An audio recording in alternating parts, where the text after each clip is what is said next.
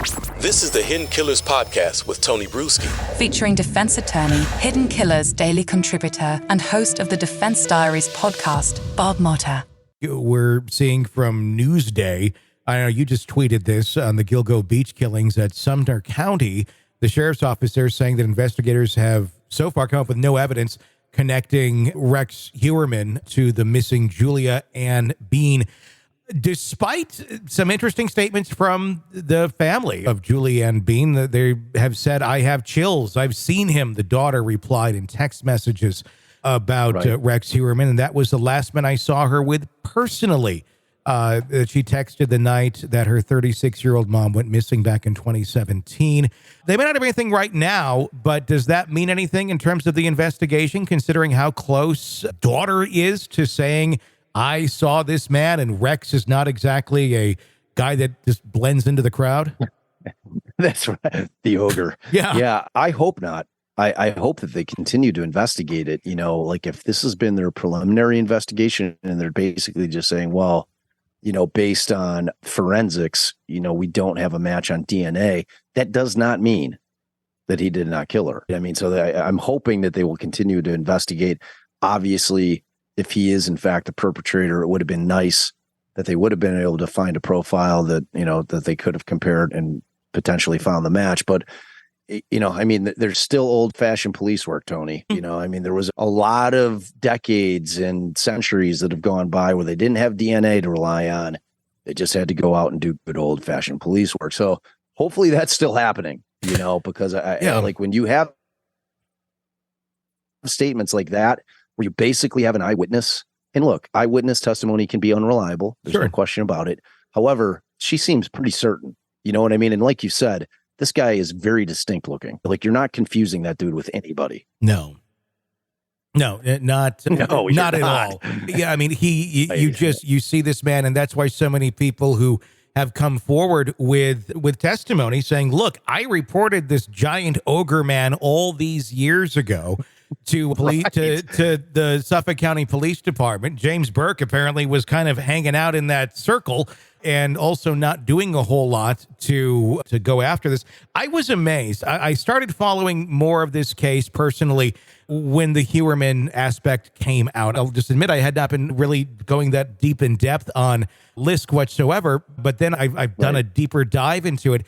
And in the amount of evidence, the amount of testimony, the amount of things that they had that were simply ignored. When you look at this, oh my God, I'm going to get you started, but you can't go for 20 minutes on this one. Just go full I make no promises, Tony. Go full force at 5 minutes and just let it all out. But my goodness, there is a crazy amount of things that were completely missed. And I'm also curious about how many other mass graves are out there that Heuerman allegedly maybe created that we haven't gone to yet or have even looked into because of how difficult they may be to find, which he seemed to know quite a bit about the foliage and how difficult it is to get into that area where these bodies were put. Yep. I mean, it's stunning. I mean, when I dug into the bail application and, you know, started reading it, and, you know, I mean, typically that would have been what we would consider to be a PCA, right? Yeah. I mean, they attached so much to it. It looked just like kind of in length and in detail of the, you know, the Idaho 4 PCA, where they had maps and they had all the data in there, you know, so it's like that was essentially our PCA. So that laid out basically their case at this point, you know, not including all the investigation that's going on now, clearly. So anything that's found out now will obviously be added to the pile of evidence that they already had. Sure. But man, when I first read it, I was like, okay, because I'm like, all right, they knew what 10, 12 years ago that this guy who looked like an ogre, eyewitness, talk about this guy looking like an ogre, drove up in a first generation green Chevy Avalanche. I mean, you could not get more specific than this guy. Like that one particular witness was unbelievable. And there is, without question in my mind, that was enough probable cause to go in and get a warrant to search his house. And I'm talking about Heuerman, or search his person, because if they could have gotten their hands on any one of those burners, the case is broken wide open. Yeah. And that's all it would have taken, you know? So like, and we talked about this last week when we were talking about the Burke stuff, but man, it's like we don't know how much that interplay was happening in terms of him blocking what was going on with the investigation. But, oh, man, it's like if there are more bodies that are attributed to this guy, there is going to be hell to pay. Like, it's one of those things. And I can't remember if I talked about it. It's like the same thing that they did with Gacy. Chicago police didn't do anything with him. Yeah. And subsequently, 28 more kids were killed. Yeah. When they should have had him after the third, and it's like, it's the same thing. If they start, like if the Nevada thing, if that comparison comes back as a match, then we've got another victim right there. And they're digging, man. Yeah. Like they are everywhere. This guy, they're going through all of his banking records. They have teams of people going through all of his data, bank records, figuring out where this guy has been traveling to out over the past 10 years. And they are doing the work. And then they're calling those jurisdictions and saying, okay, what cold cases do you have that happened in this time frame?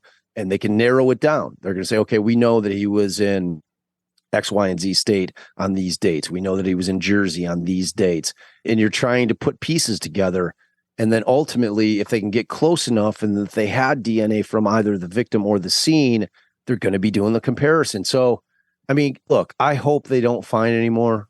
I really do, like, and I'm not talking about like, I hope that if there are does or cold cases where they've located bodies, obviously, if it's him, then, I obviously hope that they're able to put that together. We're just hoping that he didn't kill anybody else. Yeah, exactly. That's the bottom line. I just hope, because he should have been caught a long time ago. If it turns out to be some kind of number, it's going to be just devastating. And there's going to have to be people that are going to answer for that, whether it be in civil court where they're getting their butts sued off or just by the general public who's going to want answers. It's going to be the victims' families. They're going to want answers and somebody's going to have to answer for it, so we'll see how it plays out, man. But potentially it could be a bombshell. You're locked into the Hidden Killers podcast. Want more? Start binging on all of our true crime podcasts right now through Apple Podcasts and get an ad-free experience when you sign up to be a True Crime Today Premium Plus member exclusively on Apple Podcasts. More of the Hidden Killers podcast dropping soon. Press subscribe now.